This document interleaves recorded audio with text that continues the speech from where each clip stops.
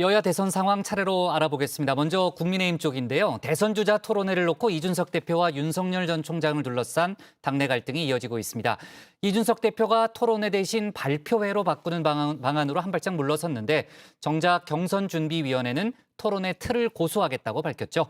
자, 지금 이제 이 시간 관련된 논의가 진행 중이라고 하는데 국회 상황실에서 관련 내용 짚어보겠습니다. 네, 18일로 예정된 국민의힘 대선 주자 토론회가 뜨거운 감자로 떠올랐습니다. 여기서 이 뜨거운 감자라는 표현 말이죠. 영어로 핫포테이토를 직역한 말인데요. 보통은 이 핫 이슈라는 말로 많이 쓰입니다. 사실은 그런데 잘못 쓰이고 있는 겁니다. 원래는 입에 넣었는데 뱉을 수도 없고 삼킬 수도 없는 이 딜레마적인 상황을 뜻하는 말인데요. 핫 이슈와는 차이가 있는 거죠. 다만 이번 토론회가 뜨거운 감자인 사람도 있기는 합니다. 바로 윤석열 전 총장인데요. 참석을 하자니 집중 공격을 받을 것 같고 또 불참을 하자니 이준석 패싱 논란이 있는 건데요. 토론회의 결정에 절차상 문제까지 지적을 하고 있죠. 이 대표와 윤 전 총장의 갈등이 커지는 가운데 이 당대표 탄핵 발언까지 나오면서 당이 발칵 뒤집혔었는데요. 발언 당사자의 사과에 더해서 윤 전 총장이 직접 진화에 나섰습니다. 당의 그 화합과 단결에 폐가 될 만한 언동은 절대로 하지 말라고 아주 당부를 했습니다. 본인이 이거 자체가 좀 잘못된 얘기라고 이렇게 사과를 한 이상 제가 봐도 어느 누구도 다 법과 원칙 규정에 따라서 일을 해야 된다는 것은 일반론으로 볼 수 있지만 탄핵이라는 용어는 좀 적절하지 않았던 것 같고. 네, 윤 전 총장은 이 대표에게 직접 전화도 했다고 하는데요. 이 대표가 당대표로 신뢰하겠다라고 밝히면서 이 갈등이 일단락되는 듯 보였습니다. 다만 이 대표는 후보와 캠프를 분리해서 이 윤 전 총장의 측근들에게는 경고의 메시지를 날렸는데요. 윤석열 예비 후보와 제가 상황을 개선하려는 노력을 할 때마다 캠프 관계자라는 사람들의 임명 인터뷰 몇 번에 기조가 무너지는 일이 더 이상 반복되지 않았으면 합니다. 네, 하지만 윤석열 전 총장의 토론회 참석 여부 여전히 불투명합니다. 캠프에서는 토론회를 서두르는 이 흐름이 우습다는 얘기도 나왔는데요. 한 사람 앞에 한 5분에서 7분 정도 그냥 정견발표 간단하게 하고 끝날 토론회를 경선도 아닌 경선준비위원회가 왜 이렇게 서둘러서 하겠다고 하는 것인지 그 흐름 자체가 좀 우습다는 거죠. 네, 이 18일과 25일로 예정된 이 토론회 경선 후보자 등록도 하기 전이죠. 1차적인 토론회 참석 대상자는 이 예비 후보로 등록한 사람들인데 윤석열 캠프에서는 예비 후보로 등록을 해서 이름만 알리고 본 후보로 등록을 하지 않는 이른바 먹튀 후보도 있을지 모른다라고 했습니다. 아마 여기 지금 당내 예비 후보 등록을 하려면 지금 3천만 원을 내고 등록하신 분들이 계시거든요. 보면 9월 1일부터 하는 본경선에는 7천만 원을 추가로 내고 이제 진짜 등록을 해야 되는데 그 등록을 안 하시는 분들이 아마 있지 않을까 싶어요. 네, 이 토론회가 결정되는 과정 등을 놓고 다른 대선 주자들도 갈등에 가세를 했는데요. 원희룡 전 지사는 이 대표의 오만과 독선을 좌시하지 않겠다라고 했습니다. 이회창 총재와 전직 대통령 박근혜 씨를 예로 들면서 당이 망했던 이유 지도자의 오만과 독선 때문이었다고도 했는데요. 자신의 손바닥 위에 대선 후보들을 올려놓고 자신이 기획 연출한 예능 프로그램에 출연시키려 한다.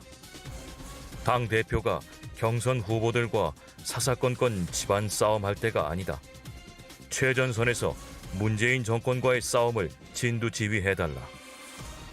네, 반면 이 토론회에 적극 참여하겠다는 의사를 밝힌 사람도 있습니다. 바로 이 유승민 전 의원인데요. 윤 전 총장 등을 겨냥해서 토론이 두려우면 대선 출마는 무리다 직격을 했습니다. 토론이 그렇게 들어오면 사실 대선에 나오는 것 자체가 조금 무리한 게 아닌가 싶습니다. 뭐 앞으로 지금 민주당에서 이낙연 후보나 이재명 후보 등이 나와서 이 쟁쟁한 분들하고 토론을 해야 되는데 그것도 이제 결국 좀 무섭다고 피할 수 있을 것인지 시험 경기도 못 뛰겠다라고 하는 건 국민들이 좀 받아들이기 어려울 것 같습니다. 네, 당 대표를 중심으로 원팀이 돼야 한다면서 윤 전 총장과 각을 세웠던 최재형 전 원장은 이 대표와 윤 전 총장 측 모두와 거리를 좀 뒀습니다. 최 전 원장 측은 토론회 참석 쪽으로 가닥을 잡았다고 하는데요. 이 결정 과정에서는 문제가 있었다는 입장입니다. 이 대표가 특정 후보 유승민 전 의원에 우호적으로 발언했던 유튜브 영상을 문제 삼았습니다. 특정 후보 측 인사는 당 최고위원에게 감별사 운운하고 당대표는 모 후보가 대통령 되면 지구를 뜬다는 말까지 한 동영상이 나옵니다. 동물은 수산시장이라는 말이 나오더니 이제는 우주선까지 나올 지경입니다. 네, 여기에 더해서 오늘은 재선 의원들도 이 대표를 압박하고 나섰습니다. 당 대표는 정권 교체를 위한 공정한 경선 관리에 최선을 다해야 한다, 이런 성명서를 냈는데요. 이른바 친윤석열계 의원 주도로 16명의 의원들이 참석했습니다. 대선 주자 측 모두가 공감하는 중립적이고 공정한 경선 관리에 만전을 기해야 합니다. 경선준비위원회는 대선 경선 준비를 위한 임시기구인 만큼 대선 주자 토론 등 대선 관리는 곧 출범한 선거관리위원회에 일임하여야 합니다. 네, 이 대선 토론회 이준석 대표에게도 뜨거운 감자가 됐습니다. 네, 이렇게 취소를 하기도 강행을 하기도 어려운 이런 딜레마라는 건데요. 토론에 대한 반발이 거세지자 김기현 원내대표가 어젯밤 이 대표가 머무르고 있는 경북 상주로 가서 이 대표를 만났습니다. 그래서 토론회 대신에 발표회 방식으로 전환하는 방향에 대해서 의견을 수렴하기로 했다는데요. 이 대표가 한 발 물러선 모양새로 보이죠. 그런데 이 토론회를 반대했던 김재원 최고위원, 토론회든 발표회든 경준위의 월권 행위이기는 마찬가지다, 날을 세웠는데요. 경선준비위원회에서도 반대 의사를 명확히 했습니다. 기본적으로 토론회라는 틀을 유지하겠다는 겁니다.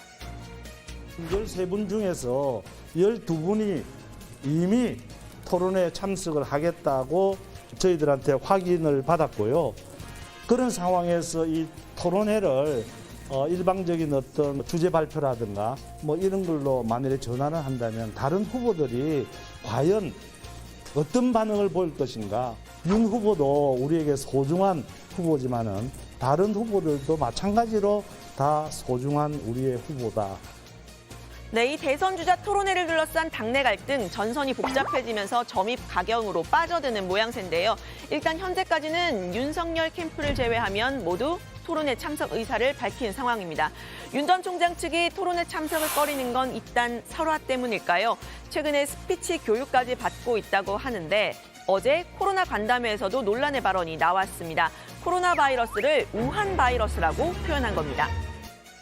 지금 미국의 파이자나 모더나 같은 데도 그 우한 바이러스를 전제로 해서 만든 그 백신들이기 때문에 다시 그 델타 변이에 맞는 백신을 지금 또 개발을 하고 있는데.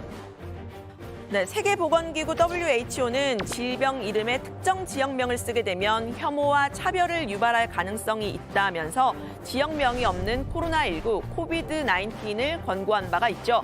그럼에도 불구하고 코로나 바이러스의 특정 지역명, 중국 혹은 우한을 넣어서 말한 사람들 계속 있어 왔습니다. 미국에서는 트럼프 전 대통령이 있고요. 우리나라에는 황교안 전 미래통합당 대표가 있습니다. I was free. I beat this crazy, horrible China virus. I passed the highest test, the highest standards. 지금은 그 어느 때보다도 경제의 기본에 충실해야 합니다. 우한 폐렴을 빌미 삼아서 또다시 혈세를 쏟아부을 생각이라면 당장 접으십시오. 네, 윤 전 총장은 문재인 정부의 코로나 방역 조치의 잘못을 지적을 하면서 코로나 초기이던 지난해에 중국으로부터의 입국 금지 조치를 했어야 한다, 이 점을 들었는데요. 일단 작년에 그 입국 금지 조치가 잘못됐다. 입국 조치가 그 문제가 있었다. 그러니까 지금 뭐 대만이나 뉴질랜드 같은 예를 드시더라고요. 그래서 감염 지역에서 입국하려는 사람에 대해서는 철저하게 입국 관리를 했어야 되는데 그게 이제 가장 큰 문제고 네, 하루 2,000명에 육박하는 확진자가 나오는 지금 이 정부의 방역 조치를 따지는 건 야권 후보로서 당연히 해야 할 일이겠죠. 하지만 1년여 전과 지금은 상황이 완전히 달라졌습니다. 당장은 이 델타 변이와 낮은 백신 접종률 문제 해결이 시급한 상황인데요.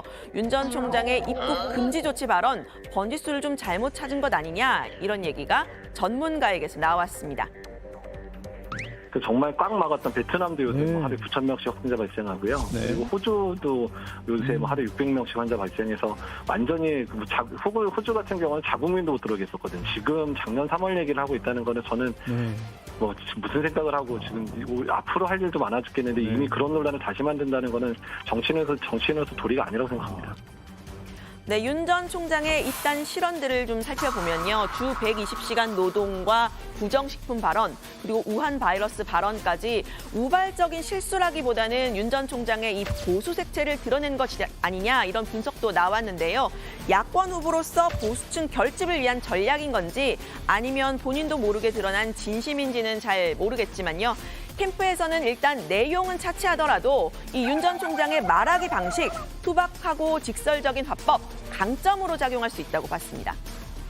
윤 후보의 장점들 아까 말씀드렸지만은 투박하고 좀 직설적이고 또 서민적인 조은산 씨가 그런 말씀하셨더라고요. 선글라스 하나 끼면 마을버스 딱 기사라. 이런 그런 어떤 모습들은 어떻게 보면 정치인으로서 굉장히 장점일 수가 있거든요. 네, 윤 전 총장의 성적표라고 할까요? MBN RN서치 양자 대결 여론조사를 보면요. 윤석열 전 총장이 33.5%로 이재명 지사에게 35.9%인 이재명 지사에게 처음으로 뒤진다는 이 조사기관에서 한 결과로는 처음으로 뒤진다는 결과가 나왔는데요. 2주 전과 비교를 해보면 이렇게 지지율이 크로스가 된 것을 보실 수가 있습니다. 제가 어제 소개해드렸던 오마이뉴스 리얼미터 조사와는 좀 상반된 결과인데요. 여기서는 윤 전 총장이 이 지사를 오차범위 밖에서 앞서는 모습을 보였죠. 조사 기관마다 이 들쭉날쭉한 결과가 나오는 모습인데 최근 여야 모두 당내 갈등이 불거지면서 이 지지율이 조정되는 국면으로 분석이 됩니다. 일단 MBN RN서치 조사에서는 특히 중도층 30대 여성층에서 윤 전 총장의 지지율이 하락한 것으로 분석이 됐습니다. 윤석열 전 총장이 국민의힘에 입당하면서 민주당과 국민의힘 1대1 대결로 이번 대선이 치러지게 됐다라는 분석 나왔었는데요. 민주당의 명락대전이 있다면 국민의힘 내에서는 이준석 대표와 윤석열 전 총장 뿐만 아니라 다양한 방향으로 갈등이 불거지는 모습을 보이고 있습니다. 결국 매듭을 풀 열쇠는 당 대표가 쥐고 있지 않을까 싶은데요. 관련 소식은 들어가서 이야기를 해보도록 하겠습니다. 오늘 발제는 이렇게 정리합니다. 이준석 대 윤석열, 당내 갈등, 점입 가경, 윤석열 우한 바이러스 논란.